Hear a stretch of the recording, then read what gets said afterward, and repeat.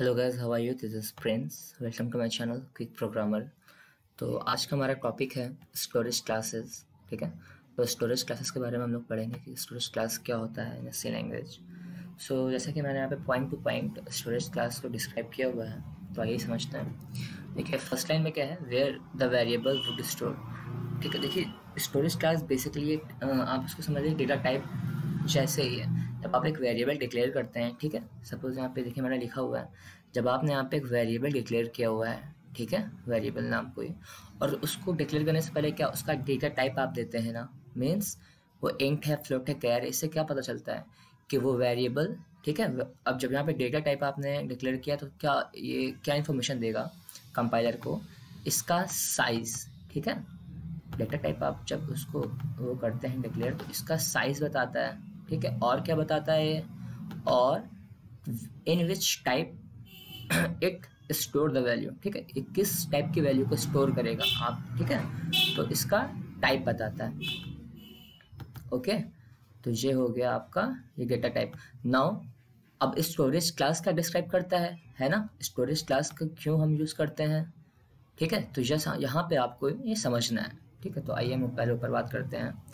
तो where the variable would store. हाँ, जब वेरिएबल आप अपने प्रोग्राम में बनाते हैं, कोई भी वेरिएबल, ठीक है, जब आप बनाते हैं तो वो कहाँ पे जाके स्टोर होता है, मीन्स वो स्टैक मेमोरी में तो स्टोर होता ही है। ठीक है, प्रोग्राम बनाते हैं कुछ भी, सब स्टैक में जाके स्टोर होता है।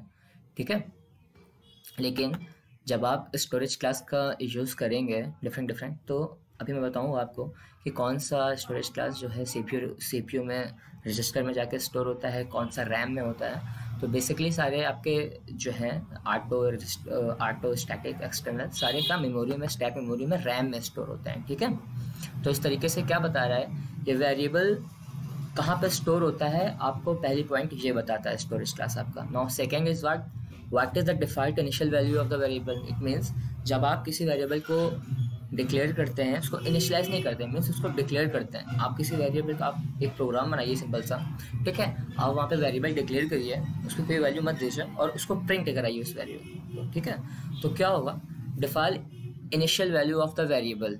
तो जो भी होगा वो डिफरेंट स्टोरेज क्लास का यूज़ करेंगे, तो वो डिफरेंट वैल्यू होती है। मैं आपको आगे नेक्स्ट वीडियोज़ में बताऊंगा, ठीक है, कि किस स्टोरेज क्लास में किस वेरिएबल की क्या डिफॉल्ट इनिशियल वैल्यू होती है। तो ये पता चल जाएगा, हमको पता चलता है। Now third point is what is the scope of the variable, that is in which function the value of the variable would be available. It means जब आप अपने प्रोग्राम में कोई वेरिएबल बनाते हैं, ठीक है, तो उसका स्कोप क्या होता है, मतलब वो लोकली है या फिर ग्लोबली है। ठीक है, दो ही फॉर्म होते हैं वेरिएबल डिक्लेयर करने के। मीन्स आप जैसे यहाँ पे मैं जैसे मैं आटो की बात करता हूँ, यहाँ पर सपोज आटो स्टोरेज क्लास की बात करता हूँ। ठीक है, तो ये क्या है, ये लोकल वेरिएबल डिक्लेरेशन को एक्सेप्ट करता है। ठीक है, यहाँ पे जो भी आपका वेरिएबल होगा वो लोकल होगा। ठीक है, और अगर हम बात कर लेते हैं एक्सटर्न की, तो ये क्या करेगा, ये आपका ग्लोबल वेरिएबल जो है एक्सेप्ट करता है। ठीक है, तो सॉरी यहाँ पे एक्सटर्न होगा, ये एक्सटर्नल लिख दिया हुआ है। ठीक है, तो इस तरीके से जो है आप स्टोरेज क्लास से उसको समझ सकते हैं, है ना। Now what is the fourth point, what is the life of the variable. जी, ये भी अब देखिए इसका मतलब क्या होता है। जब आप एक प्रोग्राम बनाते हैं, ठीक है, सपोज आपने एक प्रोग्राम बनाया ब्लॉक, यहाँ पे मैं प्रोग्राम बना देता हूँ जैसे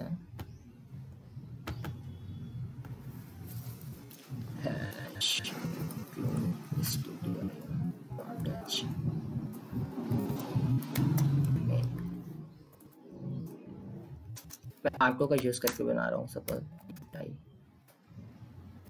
ठीक है,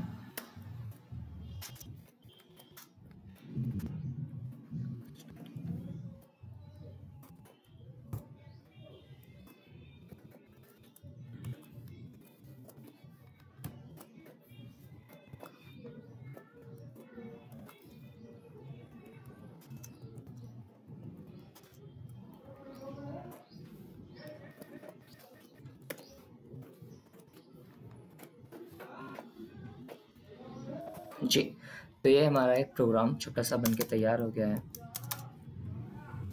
ठीक है, आप यहाँ पे रिटर्न नहीं लगा देता हूँ मैं, ठीक है।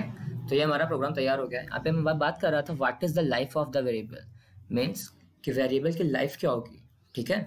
जब आप कोई वेरिएबल डिक्लेयर करते हैं तो उसकी क्या लाइफ होगी, मतलब वो उस पार्टिकुलर फंक्शन तक बना रहेगा, ठीक है, या फिर उस पार्टिकुलर ब्लॉक तक बना रहेगा, ठीक है। तो यहाँ पे जैसे ऑटो की मैं बात कर रहा हूँ, तो देखिए यहाँ पे ऑटो इंट है, सबसे पहले ये एग्जीक्यूशन यहाँ पे आएगा i इज इक्वल टू 10, फिर अंदर जंप करेगा ये ना i int i is equal to 20।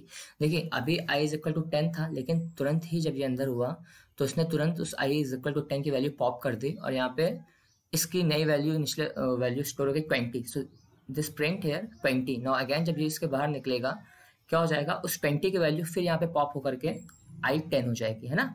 तो इस तरीके से अब ये देखिए इस जो वैल्यू है इसकी लाइफ कहाँ तक है, इसकी जो लाइफ है इस पार्टिकुलर ब्लॉक तक है ना। जैसे इस ब्लॉक के बाहर आएंगे इसकी वैल्यू जो है रिमूव हो जाएगी, है कि नहीं। तो यहाँ पे इस तरीके से जो है आप स्टोरेज क्लास का यूज़ कर सकते हैं, ठीक है। आप समझ सकते हैं स्टोरेज क्लास का यूज़ क्या होता है।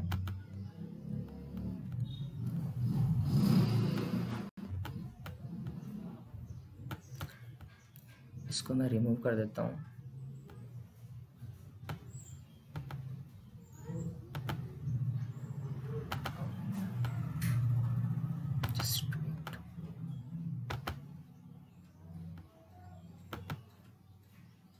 कोई नहीं, इसको कोई बात नहीं, ठीक है। तो यहाँ पे मैं आपको बताऊंगा there are 4 types of storage classes in C: auto storage class, static storage class, register storage class and external storage class. तो डिफरेंट टाइप्स के हैं, ये 4 टाइप्स के होते हैं। तो सारे स्टोरेज क्लास को मैं 1 बाय 1 वीडियोस में कवर करूँगा। तो ये था हमारा स्टोरेज क्लास के बारे में, और इसके अंदर के पार्ट मैं अगले वीडियो में बताऊँगा आपको। तो आई होप आपको समझ में आ गया होगा कि स्टोरेज क्लास से किस तरीके से हम लोगों को इन्फॉर्मेशन प्रोवाइड होता है अबाउट वेरिएबल और फंक्शन, ठीक है। So thank you very much guys. I hope आपको वीडियो समझ में आया होगा। सो प्लीज़ लाइक करिए, चैनल को सब्सक्राइब करिए। Thank you.